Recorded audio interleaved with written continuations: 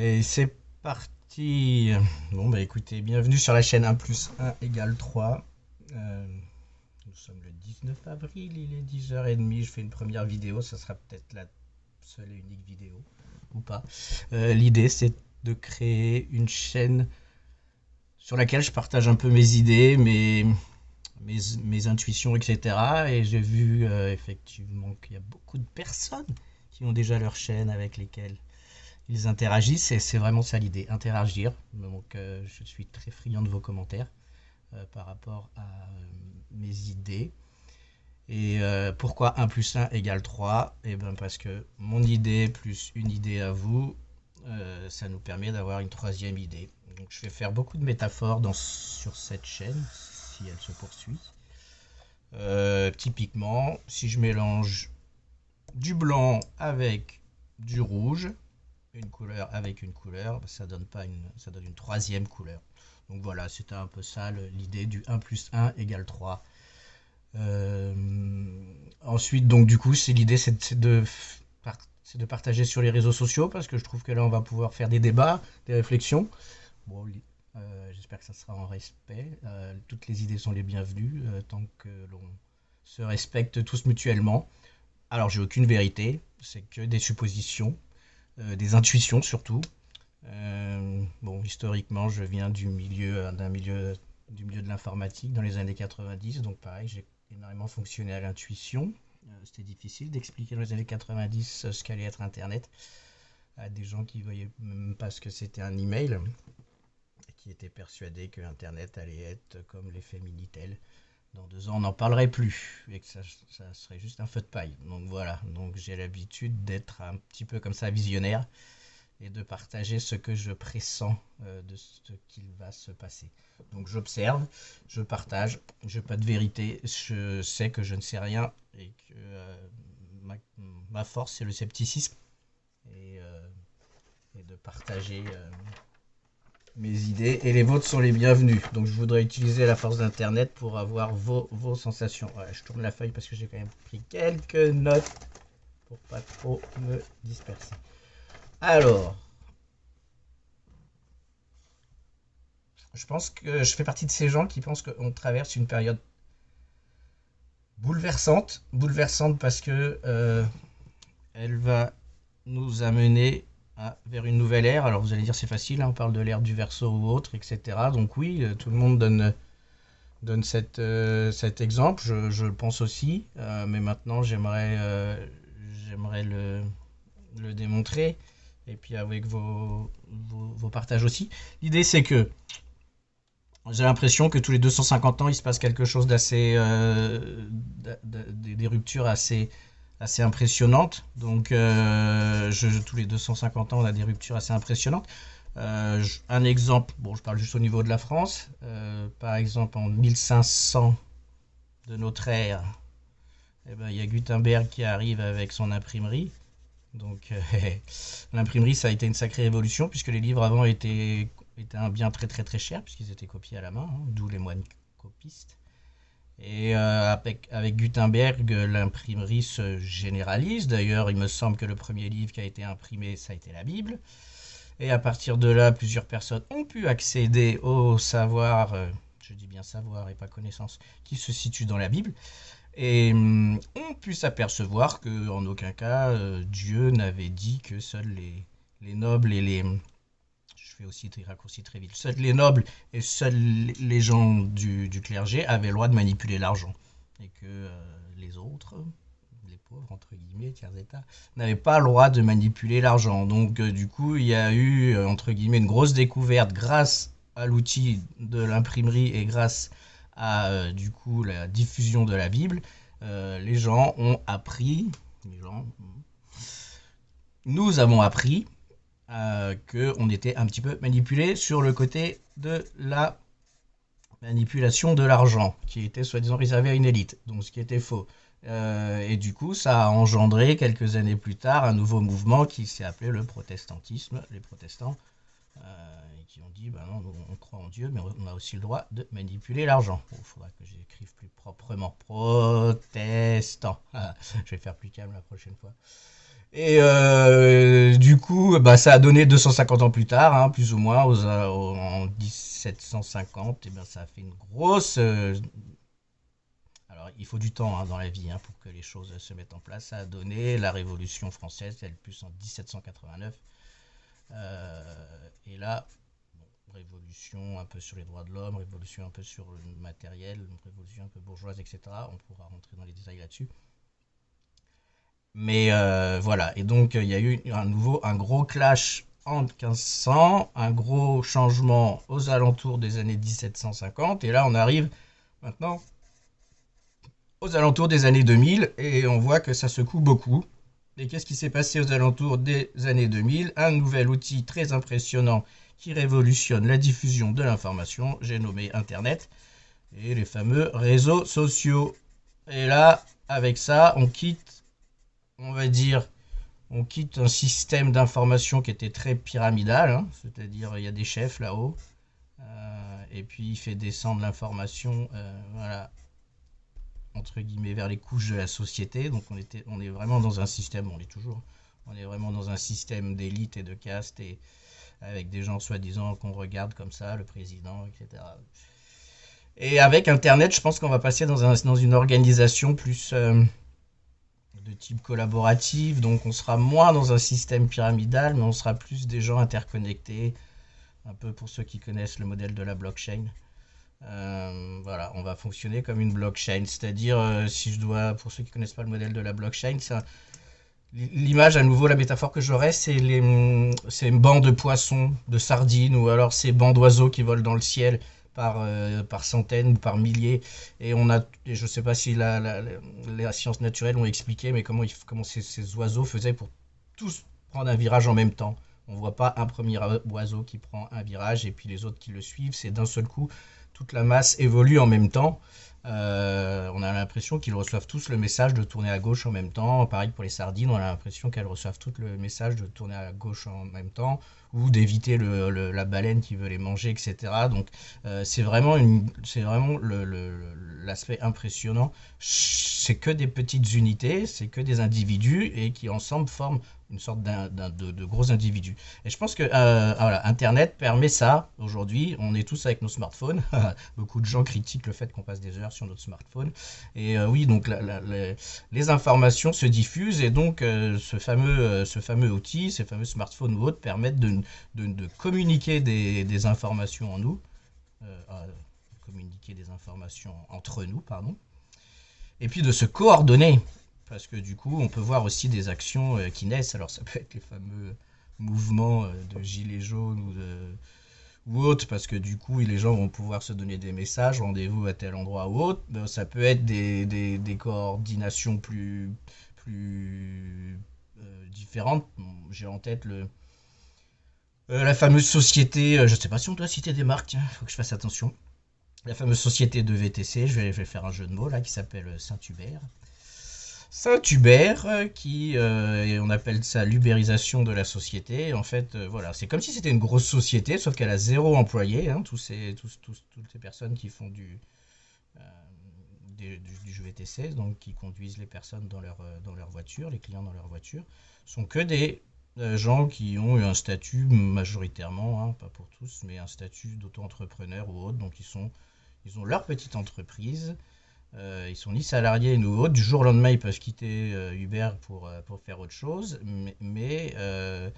Uber n'est pas une entreprise pyramidale, justement, avec un chef en haut et qui coordonne tous ces petites personnes. Non, c'est un groupe comme ça, qui utilise Internet et qui coordonne vraiment tous les chauffeurs, et qui communique avec tous les chauffeurs, et qui met en relation les gens à travers l'outil Internet. Et donc, on peut voir Uber comme le banc de poissons, ou ce banc d'oiseaux qui migrent dans le ciel et qui sont coordonnés. Donc voilà, donc on arrive vraiment dans une société où on va pouvoir vraiment travailler à un niveau plus aplani et moins pyramidal. Donc voilà, mais effectivement, le passage d'une organisation à une autre est ce qu'on appelle une période de crise. Pourquoi crise? Parce que personne n'aime le changement. Le changement, ça fait peur, parce qu'on sait quitte. Enfin, on sait ce qu'on a, mais on ne sait pas vers où on va. Et l'idée, voilà, c'était aussi à travers cette chaîne de pouvoir partager les infos, de pouvoir peut-être se rassurer mutuellement. Parce que je sais qu'on a fait plus ou moins des chemins individuellement et donc on est plus ou moins ancré, on est plus ou moins solide sur nos deux jambes. Mais donc voilà, et je sais que dans le mot crise, j'avais lu une fois que en chinois, alors s'il y a des gens qui parlent le chinois volontiers, leurs commentaires sont les bienvenus. En chinois, le mot crise était fait de deux idéogrammes, celui de chance et celui de danger. Et l'association de chance et danger faisait le idéogramme chinois qui voulait dire crise. Bah ouais, parce que danger, c'est que si une crise est mal gérée, elle peut être fatale. Ouais, rien de drôle là-dedans, mais bon, désolé. Et chance, si elle est bien gérée, c'est un passage vers autre chose de mieux. Comme un passage de cap. Hein. On passe le cap de Bonne-Espérance ou voilà ce que faisaient les navigateurs du temps de Christophe Colomb ou autre pour passer d'un océan à un autre. J'ai une autre image là-dedans qui parle surtout à mesdames qui ont eu un enfant, qui ont eu un enfant. Ouais, bon bref, la liaison est peut-être pas belle. L'accouchement, voilà, c'est un moment de crise, c'est-à-dire que l'enfant ne peut plus rester dans le ventre de sa mère parce que s'il reste, les deux vont y rester, c'est le cas de le dire. Donc l'enfant continue sa croissance, il est temps qu'il sorte du ventre de sa maman. Et en même temps, il faut qu'il passe à autre chose. Et pas rigolo pour lui, hein, parce que si on lui dit clairement à son petit ego, tu vas devoir faire un passage super difficile qui peut être fatal, à toi ou à ta maman ou aux deux, ça va être super douloureux. De l'autre côté, tu vas devoir apprendre à manger, t'as pas de dents. De l'autre côté, tu vas devoir apprendre à respirer, t'as jamais respiré. Je vous avoue que si on lui demandait, comme si c'était un adulte, est-ce que tu as envie de le faire, il y en a plein qui diraient non, non, non, moi je reste là, c'est peinard. Pas besoin de me stresser pour dormir, manger, respirer ou autre. Ouais. Mais il faut y aller quand même, il faut que tu accouches, tu vas voir. Donc après, bon, bah, peut-être qu'il y a des gens sur Terre, comme on dit aujourd'hui, qui aimeraient retourner dans le ventre de maman. Mais bon, c'est un passage qu'on ne peut pas éviter pour grandir et évoluer sur le chemin de la vie. Enfin, c'est comme ça que je le vois. Voilà, et donc l'idée aussi, c'est si on peut tous s'envoyer des infos, est-ce que vous captez? J'ai lu une vidéo d'une youtubeuse qui m'a donné le déclic pour faire ça, qui m'a parlé de qui parle de claire connaissance.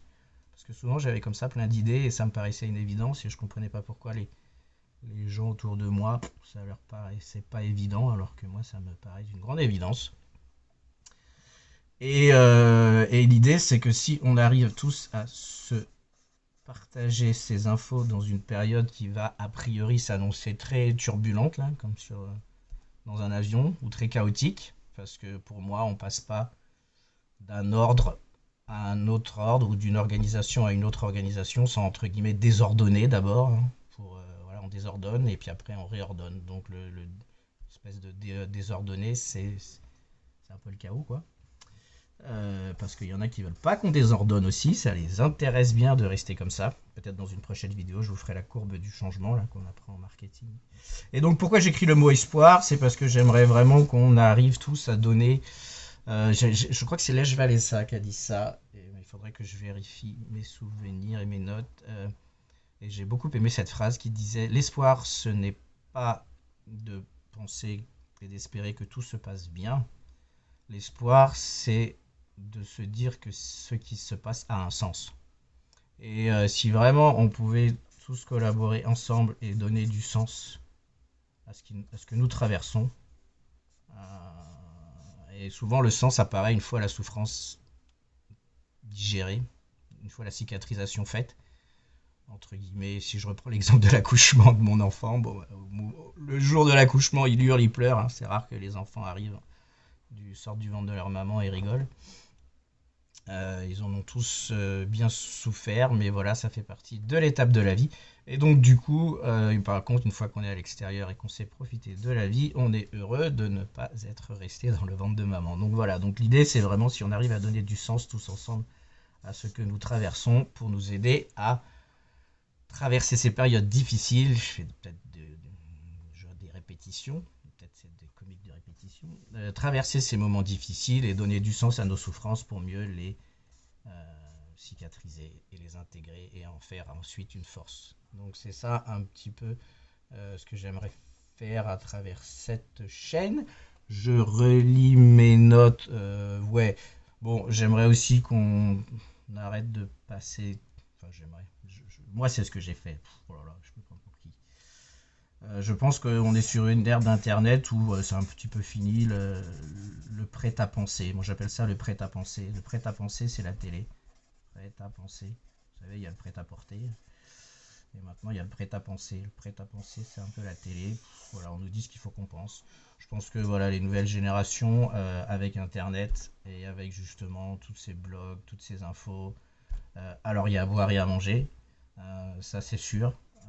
Mais il va falloir qu'on fasse tous fonctionner notre intuition et qu'on sente ce qui nous parle. Ça nous paraît juste, ça nous paraît faux. Et du coup, l'idée, c'est que pour moi, c'est la masse qui va faire plus ou moins la vérité. Hein. De toute façon, c'est le principe de la démocratie. C'est-à-dire que plus vous allez revoir une info, typiquement, la personne qui m'a donné envie de faire cette chaîne, elle parle surtout de flammes jumelles. Voilà, il y a de plus en plus de personnes qui parlent de flammes jumelles. Alors, soit on est tous fous par rapport à ce truc-là, ce phénomène-là de flammes jumelles, bon, bref. Soit si on est de plus en plus nombreux à en parler, c'est qu'a priori, ça nous touche. Puisque s'il y a une ou deux personnes qui en parlent. Et donc la télé et les médias, c'est un peu ça. Hein. Il y a une ou deux personnes qui est convaincue de quelque chose et qui, à travers la télé ou les journaux, essayent de faire passer l'info un maximum. Alors que là, non, c'est si on est de plus en plus nombreux à adhérer à une idée, c'est qu'a priori, cette idée nous touche tous. Donc si elle nous touche tous, on revient aussi à ce modèle-là. Si on est tous touchés, on va tous évoluer tous à gauche, tous à droite, comme le banc de poissons, le banc de sardines dans l'océan. Donc voilà, donc c'est aussi ça un peu de partager nos infos mutuelles. Voilà, oh, 17 minutes. Eh bien, je pensais pas que je serais aussi productif verbalement. Donc voilà, c'est la première vidéo. Je conclurai par cette fameuse ère du Verseau dans lequel nous sommes rentrés, qui serait une ère égale. Alors ça, c'est pour ceux qui font de l'astrologie. Ça m'a beaucoup intéressé. Merci aussi à tous ceux qui ont une chaîne d'astrologie qui sont passionnantes. Et si vous vous intéressez un peu à l'astrologie, je sais pas. Moi, je suis toujours sceptique, mais j'écoute. Il paraît que l'alignement des planètes en 2023 correspond à l'alignement des planètes de 1779 en France. Autrement dit, on serait si l'histoire se répète, et il paraît que l'histoire est un éternel recommencement, si l'histoire se répète, on serait à 10 ans de 1789. Bon, c'est vrai que ce qu'on voit dans l'actualité, pour l'instant, on en prend un peu le chemin. Voilà, je conclurai là-dessus. J'espère que ce format d'écriture, waouh, ça va pas faire trop brouillon. Bon, j'essaierai après de mettre moins d'infos. En tout cas, pour ceux qui ont regardé la vidéo, s'il y en a un, pour celui qui a regardé la vidéo, merci beaucoup. S'il y en a deux, merci à vous deux. Et puis peut-être à plus tard pour une prochaine vidéo. Merci beaucoup.